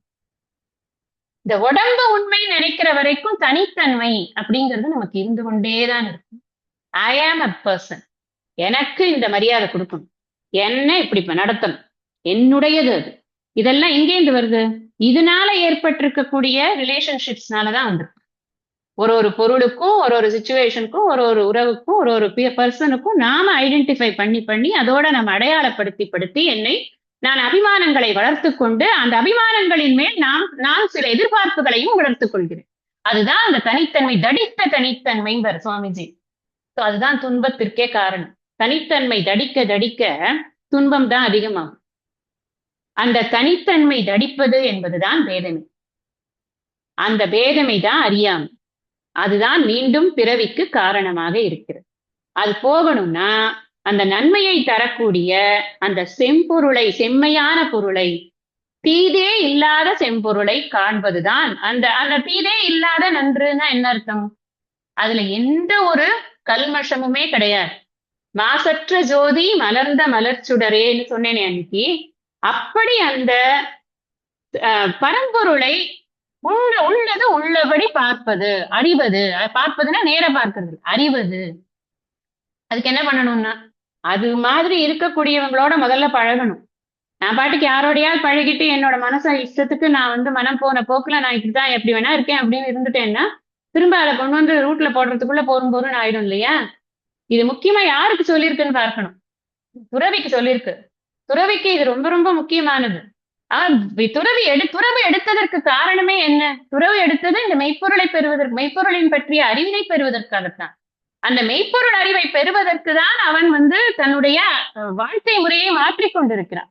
அப்ப கண்டிப்பா அந்த மெய்ப்பொருளை காண்பது அப்படிங்கிறது, அதை நன்றாக அறிவு கண்ணால் அந்த மெய்ப்பொருளை இன்னது என்று உணர்ந்து கொள்வது துறவிக்கு ரொம்ப ரொம்ப முக்கியமா இருக்கு. அதனால இந்த பிறப்பு அப்படிங்கிறத இங்க உருவகப்படுத்தி இருக்கிறத அறியாமையோடு உருவகப்படுத்தி இருக்கிறார். அந்த வேதமையானது நீங்க வேண்டும் என்றால் நாம் அந்த அறிவை பெற வேண்டும் அப்படிங்கறத நீங்க புரிஞ்சுக்கணும். அடுத்து 359. சார்பு உணர்ந்து சார்பு கெட ஒழுகின் மற்றழித்து சார்தரா சார்தரும் நோய். சார்பு உணர்ந்து கொண்டு கொட்டி பொருள் பாக்குறது எப்படின்னா, சார்பு உணர்ந்து சார்பு கெட ஒழுகின் சார்தரும் நோய் அழித்து சார்தரா மற்ற அசைன்னு நினைக்கிறேன். சார்பு உணர்ந்து அப்படின்னு சொன்னா எல்லா பொருள்களும் எதை பற்றுக்கோடாய் கொண்டிருக்கிறதோ அதை உணர்ந்து.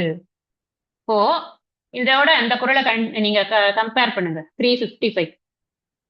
எப்பொருள் எத்தன்மை தாயினும் அப்பொருள் மெய்ப்பொருள் காண்பது. அங்க நம்ம என்ன பாக்குறோம்? எந்த பொருளை பார்த்தாலும் அதில் இருப்பது மெய்ப்பொருள் தான்னு பார்க்கணும். அப்ப அந்த மெய்ப்பொருளை சார்ந்துதான் எந்த பொருளானாலும் இருக்கு. இங்க சார்பு உணர்ந்துன்னா அந்த மெய்ப்பொருளை உணர்ந்து அப்படின்னு கிளியரா புரியும்னு நினைக்கிறேன். இந்த கம்பேர் பண்ணி பார்த்ததுக்கு அப்புறமா சார்பு கெட ஒழுகின். ஆனா நாம என்னத்துல சார்ந்து இருக்கோம்? மெய்ப்பொருள் எல்லாம் சார்ந்து இருக்குல்ல. நம்ம இந்த விருப்பு வெறுப்பினால் ஏற்பட்டிருக்கக்கூடிய பல்வேறு விதமான எண்ணங்களைத்தான் நாம சார்ந்திருக்கோம். பற்றைத்தான் நம்ம சார்ந்திருக்கோம். சார்தரும் நோய் அழித்து அப்படின்னு சொன்னா, நம்ம சார்ந்து இருக்கோம் இல்லையா, அந்த சமயத்துல நாம என்ன அனுபவிக்கிறோம்? இந்த மெய்ப்பொருளை சாராமல் உலகியல் விஷயங்களை சார்ந்து இருக்கோம் இல்லையா, அப்ப நம்ம என்ன அனுபவிக்கிறோம்? துன்பத்தை அனுபவிக்கிறோம். அந்த நோயை அழித்து, இந்த எதை சார்ந்திருக்க வேண்டுமோ அதை சார்ந்திருந்தோம்னு சொன்னா, அதை சார்ந்திருக்காத இருக்கிற சமயத்துல நமக்கு ஏற்படக்கூடிய நோயை இந்த சார்ந்திருப்பது என்பது அழித்து விடும். பற்றற்ற தன்மையை அது கொடுக்கும். கொஞ்சம் குழப்புற மாதிரி இருக்கும், ஆனா மிக அழகான தெளிவான குறள் இது. படிக்க படிக்க ஆரம்பிச்சிட்டோம்னா புரிஞ்சுது. சார்புங்கிறது என்னது? நம்ம எதுக்காக ஒண்ணுத்துக்கு சார்ந்துதான் இருக்கோம் வாழ்க்கையில. நீங்க யோசிச்சு பார்த்தோம்னு சொன்னா, இருக்கிறதுக்கு சார்பு தன்மை நமக்கு தேவையா ஒரு இடத்துல இருக்கணும்னா நமக்கு, எனக்கு அங்க தெரிஞ்சவங்க யாராவது இருப்பாங்களா? அங்க என்ன ஒருத்தருமே இல்லாத இடத்துல நான் எப்படி போய் இருக்கிறது? யாருமே தெரியாதவங்க இருக்காங்க இப்படி நமக்கு தோன்றது இல்லையா? சார்ந்து இருப்பது அப்படின்னா டிபெண்டன்ஸ். யாரையா ஒருத்தரை நமக்கு தெரிஞ்சிருக்கணும். ஒரு இருப்புக்கு நம்ம ஒருத்தரை சார்ந்து இருக்கும். அதே மாதிரி ஒரு இன்பம் வேணும். தனியா இன்பம் தனித்த இன்பம் பெறுக அப்படின்னா, போயா லூஸ் மாதிரி ஏதோ உடறது. தனித்து எப்படி இன்பம் பெற முடியும்? யாராச்சும் இருக்க வேண்டாமா? அப்படி ஒரு ஜாலியா மஜாவா அப்படிதான் இருக்கு மனசு. எப்ப வரைக்கும்னா மெய்ப்பொருள் தான் நான் தெரிஞ்ச இன்ப பொருளே நான் தான் அப்படின்னு தெரியற போதுதான் எனக்கு இன்பத்துக்கு சார்ந்து இருக்க வேண்டிய அவசியமே இல்லை. ஆனா அது வரைக்கும் நான் என்ன பண்றேன்னா சார்ந்து இருக்கேன். எதையாவது ஒண்ணு பொருளை சார்ந்திருக்கேன். இல்ல கையில ஒரு போனாவது வேணும். அதுல ஏதாவது பாட்டாவது கேட்டுட்டே இருக்கணும். ஏதோ ஒண்ணு எனக்கு ஹாப்பியா இருக்கிறதுக்கு ஏதாவது ஒரு விஷயம் வேணும். அமைதியா இருக்கணுமா, அதுக்கும் நான் ஏதாவது சார்ந்திருக்கேன். சைலன்ஸ சார்ந்திருக்கேன் நான். எங்கேயும் யாரும் பேசிடக்கூடாது, அப்பதான் எனக்கு அமைதி மனசுக்குள்ள இருக்கும். அது எப்படி? அது உலகம் பூரா கச்ச தான் இருக்கும். நான் ஆனா உள்ளுக்குள்ள இருக்கிற அமைதியை நான் உணர முடியறதானா முடியறது இல்லை. அதுக்கு நான் சார்ந்திருக்கேன். நான் வெளியில அமைதியை சார்ந்திருக்கேன், உள்ள அமைதி. உண்மையே அது தப்பு இல்லையா? ஆனா சார்ந்திருக்கேன். பாதுகாப்பு வேணும் எனக்கு. யாராவது ஒருத்தர் என்னை ப்ரொடெக்ட் பண்ணிட்டே இருக்கணும் எப்ப பார்த்தாலும். இவங்க இருந்தாதான் என் வாழ்க்கையில நான் சேஃபா ஃபீல் பண்றேன். இந்த உறவு தான் எனக்கு சேஃபா ஷேர் பண்றதுக்கான உறவு. இந்த உறவு தான் என்ன நான் கூட வச்சுக்கிறதுக்கான உறவு. இப்படி நான் நிறைய விஷயங்களை எனக்கு சேஃப்டிக்காக நிறைய விஷயங்கள் வச்சிருக்கேன். நாட் ஒன்லி உறவு, பணம் சேஃப்டிக்கான ஒரு விஷயமா இருக்கு, வீடு சேஃப்டிக்கான ஒரு விஷயமா இருக்கு, நகைகள்லாம் சேஃப்டிக்கான ஒரு விஷயமா இருக்கு. ஆனா பாதுகாப்புங்கிறத நான் பல வகையில வச்சிருக்கேன். என்னோட போர்ட்போலியோ மேனேஜ்மெண்ட்டை நான் நல்லா பண்றேன். போர்ட்போலியோல நான் உறவுகளையும் சேர்த்தே போடுறேன் பாதுகாப்பு. அப்படி இருக்கு. இன்னொரு உயிர் எனக்கு கூட வேணும். தனியா இருக்க சொன்னா இருக்கவே மாட்டேன். ஒரு நாள் கூட இருக்க மாட்டேன். ஒரு நிமிஷம் கூட இருக்க மாட்டேன். என்னால இருக்கவே முடியாது. என்னோட இருக்கிறதுக்கு எனக்கு ரொம்ப பயம். நீங்க யோசிச்சு பாருங்க. தனியா இருந்தா பயமா இருக்குன்னு சொன்னா, அப்ப யாரோட இருக்கிறதுக்கு பயமா இருக்கு? தன்னோட இருக்கிறதுக்கே பயமா இருக்கு. அவ்வளவு பயங்கரமானவங்களா நம்ம அப்படின்னு நமக்கு தோணுமா இல்லையா? இருக்கும். ஏன்னா அறியாம இருக்கிற சமயத்துல நான் இன்ப பொருள்னு தெரியாம நான் துன்பத்தோடு என்னை இணைத்துக் கொண்டிருக்கிறச்சே, நான் துன்பம் தான் எனக்கு எப்ப பார்த்தாலும் எண்ணத்துல வருதுனால, நான் தனியா இருக்கிறச்சே எனக்கு பயங்கள் ஏற்படுறது. அதனால நான் அந்த பயத்தினால துன்பம் அடைகிறேன். துன்பம் அடைகிறதுனால நான் என்னோட இருக்கிறதுக்கு நான் விரும்பவே இல்லை. யாராவது ஒருத்தர் இருங்கப்பா கூட வீட்டுல, அப்பதான் என்னால இருக்க முடியும். இல்லைன்னா ஏதாவது டிவியாவது போட்டு விட்டுப்பாங்க. அவன் அண்ணாக்கு எவ்வளவு கெட்டத்தனமா அந்த டிவியில பேசினாலும் பரவாயில்ல, நான் பார்த்து கொண்டாவது இருப்பேன். அது கூட 4 மனுஷங்க இருக்கிற மாதிரி எனக்கு ஒரு ஃபீலாவது இருக்கு. அப்ப என்னால தனியா இருக்க முடியறது இல்லை. இன்னொரு உயிர் வேணும், சக உயிர் எனக்கு வேணும். எனக்கு ஒரு சூழ்நிலை வேணும். நான் என்ன சொல்லிட்டு இருக்கேன்னு உங்களுக்கு புரியுறதா? எதெல்லாம் நம்ம சார்ந்து இருக்கோம்னு சொல்லிட்டு இருக்கேன். எனக்கு ஒரு சூழ்நிலை வேணும். நான் ஹாப்பியா இருக்கணும். நான் இருக்கணும்னாலே எனக்கு ஒரு சூழ்நிலை வேணும். இந்த இடத்துல இருக்க மாட்டேன். அந்த குரூப் இருக்கிறச்சே நான் வரமாட்டேன். என்ன கூப்பிடாதீங்க, என்னால இருக்க முடியாது. நான் அந்த ஊருக்கு நான் வரமாட்டேன். இந்த ஊர் எனக்கு பிடிக்காது. விருப்பு வெறுப்பு. இங்க பாத்தீங்கன்னா இந்த சார்பு என்பது அனைத்துமே விருப்பு வெறுப்பினால் ஏற்பட்டதாகத்தான் இருக்கும். ஆனா நம்ம யார ஆக்சுவலா சார்ந்து இருக்கணும்? இதெல்லாம் சார்ந்து இருக்கிறதுனால நமக்கு என்ன கிடைக்கிறதுனா துன்பம் தான் கிடைக்கும். ஆனா சார்ந்து இருக்க வேண்டியது என்ன? யார அப்படின்னு சொன்னா இறைவனை மட்டும்தான் சார்ந்து. ஏனென்றால் இறைவனுக்கு இலக்கணம் என்ன? வேண்டுதல் வேண்டாமை இலான். வேண்டுதல் வேண்டாமை இலானடி சேர்ந்தார்க்கு யாண்டும் இடும்பை இல. அந்த குறளோட முழு அர்த்தத்தை படிக்கிறதுக்கு மறுபடியும் அந்த கிளாஸை விசிட் பண்ணுங்க, மறந்துட்டீங்கன்னா. ஏன்னா அங்கதான் நான் சொல்லியிருப்பேன் அதனுடைய பயன் என்ன அப்படின்னு. நமக்கும் விருப்பு வெறுப்பு போகணும்னா இந்த விருப்பு வெறுப்பு அற்ற தன்மையை உடைய இறைவனை நாம் எப்பொழுதும் சார்ந்திருக்க வேண்டும். இது இறைவனை இப்ப இறைவனை சார்ந்திருப்பது அப்படின்னு சொன்னா நம்ம போய் கோவில்ல போய் உட்கார்ந்து இருக்கிறது அப்படின்னு அர்த்தம் இல்லை. இறைவன் உண்மையில் யார் அப்படின்னு அறிவது, அறிவுபூர்வமாக அந்த இறைவனை நான் புரிந்து கொள்வது. அது புரியச்சே எனக்கு என்ன என்ன புரியும் அப்படின்னா, இறைவனுக்கும் எனக்கும் ஒரு வித்தியாசமும் இல்லை அப்படின்னு சாஸ்திரம் எனக்கு புரிய வைக்கும். அப்படி புரிய வைக்கும் பொழுது நான் யாருங்கிறது எனக்கு புரிஞ்சிடும். நான் இப்படி பயந்து பயந்து ஒவ்வொன்றையும் சார்ந்து சார்ந்து இருக்க வேண்டிய ஒரு அல்பமான ஜீவன் அல்ல, நான் பரம்பொருள் அப்படிங்கிறது எனக்கு புரியும். அப்படி புரிகிற போது என்ன ஆகும்னா, இறைவனுக்கு அந்நியமாக நான் எனக்கு தெரியவே மாட்டேன். என்னில் இறைவன் இருக்கிறார், இறைவனில் நான் இருக்கிறேன், இருப்பதெல்லாம் இறைவனே அப்படின்னு எனக்கு புரிஞ்சிடும். அப்ப நான் எதை சார்ந்து இருக்கணுமோ அந்த விஷயத்தைத்தான் நான் சார்ந்து இருக்கேன்னா, அது இல்லாத மற்ற விஷயங்களை நான் சார்ந்து இருக்கவே மாட்டேன்.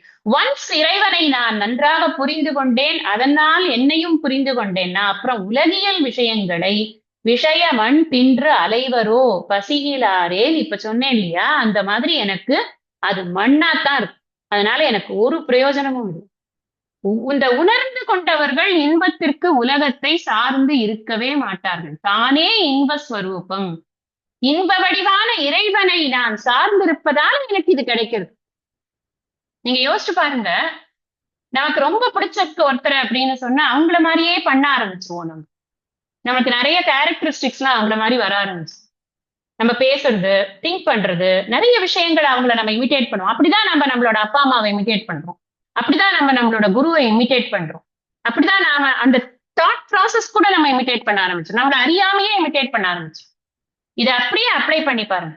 இன்பமே வடிவான இறைவன், அவனை நான் நல்லா புரிஞ்சிருக்கேன், அவனை நான் அனுதினமும் தொழுகிறேன், அனுதினமும் அவனை இன்பமே வடிவாகவே பார்க்கிறேன், அப்படியே அவனை போலவே நானும் இன்பமே வடிவாக என்னை உணர ஆரம்பிச்சிருக்கேன். இது ஆட்டோமேட்டிக்கா நடக்கக்கூடிய ஒரு விஷயம். ஆனா இதை இன்னும் ஸ்ட்ரென்தன் பண்ற, இது நடக்கிறது இமோஷனல் பிளேன்ல தான் நடக்கிறது, நான் ஒத்துக்கிறேன். இது இமோஷனல் பிளேன்ல தான் ஃபர்ஸ்ட் நடக்கும். ஆனா இதை ஸ்ட்ரென்தன் பண்றது எதுன்னா அறிவு.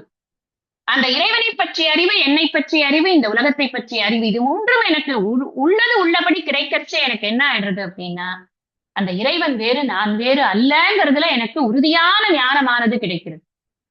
ஆனா முதல்ல நான் பண்ண வேண்டியது இறைவனை சார்ந்திருப்பதுங்கிறத நான் பண்ணணும். ஃபர்ஸ்ட் நான் பிரிலிமினரியில இருந்து தான் ஆரம்பிக்கணும். நான் டைரக்டா இன்டர்வியூ போயிட முடியாது. பிரிலிமினரி, மெயின்ஸ், இன்டர்வியூ நான் இப்போ எனக்கு ஒன்னொன்னாதான் நான் தாண்டணும். அதனால நான் ஆரம்பத்துல நான் முதல்ல அப்படிதான் சார்ந்துதான் இருப்பேன். இறைவன் வேறு நான் வேறுன்னு நான் சார்ந்து இருந்தா கூட தப்பு இல்லை. ஆனா போக போக நாளாக நாளாக நான் வேறு அவர் வேறு அல்ல என்ற அறிவு எனக்கு ஏற்படுகிறது. அந்த ஞானி பக்தன் எப்படி இருக்கான், அகம் சச்சம் அவப்பிரியக, அவனுக்கும் எனக்கும் ஒன்று, அவன் என்னை விரும்புகிறான், நான் அவனை விரும்புகிறான், நான் அவனுக்கு அழிவதில்லை, அவன் எனக்கு அழிவதில்லை. இதெல்லாம் பகவான் சொல்றாரு. என்னது எந்த எந்த பிரமாணத்துல இதெல்லாம் நம்ம பேசுறோம் அப்படின்னா, பகவான் சொல்லிக்கிறதுல பிரமாணத்துலதான் பேசுறோம். வேற சொந்த கருத்து இதெல்லாம் கிடையாது. சொந்த சரக்கே இங்க கிடையவே கிடையாது. சரக்கு இருந்தா தானே கொடுக்கறதுக்கு ஃபர்ஸ்ட். அந்த அந்த அந்த போக்கஸ் இறை சிந்தனையில இருக்கிறதுக்கு நமக்கு போக்கஸ், அதை சார்புங்கிறதுக்காக நான் சொல்றேன். சார்பு என்பதை உயர்ந்த விஷயத்தில் சார்ந்திருந்தது அப்படின்னு சொன்னா அது நம்மை அதை காட்டிலும் உயர்ந்த விஷயத்திற்குத்தான் இட்டு செல்லும். நம்ம ஒரு நல்ல குருநாதரை பிடிச்சுட்டோம் அப்படின்னு சொன்னா அவர் தன்னை போல அந்த சிஷ்யனை ஆக்குவார். தன்னை விட அதிகமான அறிவுடையவனாக அந்த சிஷ்யன் வளர்வதை பார்த்து சந்தோஷப்படுவார். அதுதான் குருவினுடைய மேன்மை. அதுக்குத்தான் குரு வேணும் அப்படின்னு சொல்றோம் நம்ம. அதனால நம்ம என்ன ஆப்போசிட்டா பண்றோம். நம்ம எதுக்கு நம்ம கோவிலுக்கு போறோம்னா, நல்ல நோட்டம், இங்க என்ன நடக்கிறது, ஐயர் எப்படி பண்றாரு, ஒழுங்கா அர்ச்சனை பண்றாரா, இல்ல அவரு ஏதாவது அவரோட சேட்டை எல்லாம் எப்படி இருக்கு, அவர் சுத்தி இருக்கிறவங்க என்ன பண்றாங்க, அங்க யார் என்ன பண்றா, அந்த சந்நிதியில என்ன நடக்கிறது, இங்க எவ்வளவு குப்பை இருக்கு, இப்ப எல்லாம் பார்க்கணும் தான், எல்லாம் கிளீன் பண்ணணும் தான், அதெல்லாம் நான் வேணான்னு சொல்லல. ஆனா கவனம், போக்கஸ் இறைவன்ல இருக்கான்னு கேட்டா நோ, இருக்கிறதே கிடையாது. பேச்சற்று சிந்தை துடிப்பற்று இருக்கணும்னு தான் ஆலயத்திற்கு போகணும்னே சொல்லிருக்காங்க. நான் போறது கிடையாது. இந்த மாதிரி ஒரு ஒரு வார்த்தையாவது இறைவனுக்கோ இறைவனுடைய புகழுக்கோ அந்நியமாக நாம் ஆலயத்திற்குள் பேசினோம் அப்படின்னு சொன்னாலே நம்ம பர்பஸ் ஆஃப் விசிட்டிங் டெம்பிள் காலி, முடிஞ்சு போச்சு அதுவே. ஆனா பண்றோமா? எத்தனை எத்தனை நம்ம தன்னின் சரிவது பொய் இருக்கு, எல்லாருக்கும் தெரியும். எவ்வளவு டாக்ஸ் அதுலதான் நடக்கிறது. அங்கதான் உட்காந்து மண்டபத்துல தேங்காய் உடைச்சிட்டு நம்ம ஊர் கதை உலக கதை எல்லாம் பேசுறது பீப்புள் எல்லாம் நம்ம பார்க்கிறோமே. நான் சொல்ல வந்த விஷயம் என்ன அப்படின்னு சொன்னா, நம்ம ஃபோக்கஸ்டா அந்த இறைவனை அறிய வேண்டும் என்ற எண்ணத்தோடு கூட அவனை சார்ந்திருந்தோம் அப்படின்னு சொன்னா, அவன் நம்மை நமக்கு தன்னை உணர்த்துவது மட்டுமல்லாமல் மெய்யறிவை நன்றாக புகட்டுவான் குருமுகமாக. அப்படிங்கிறத நம்ம புரிஞ்சுக்கணும். மேற்கொண்டு இந்த பாடல்ல இன்னும் சில கருத்துகள் இருக்கு. அந்த கருத்துக்கள் எல்லாம் நான் அடுத்த சத்சங்கத்துல உங்களுக்கு ஷேர் பண்றேன். இன்னைக்கு இந்த அளவுல நான் இந்த வகுப்பை நிறைவு செய்கிறேன். நேரம் ஆகிருக்கு. நிறைவு பிரார்த்தனை.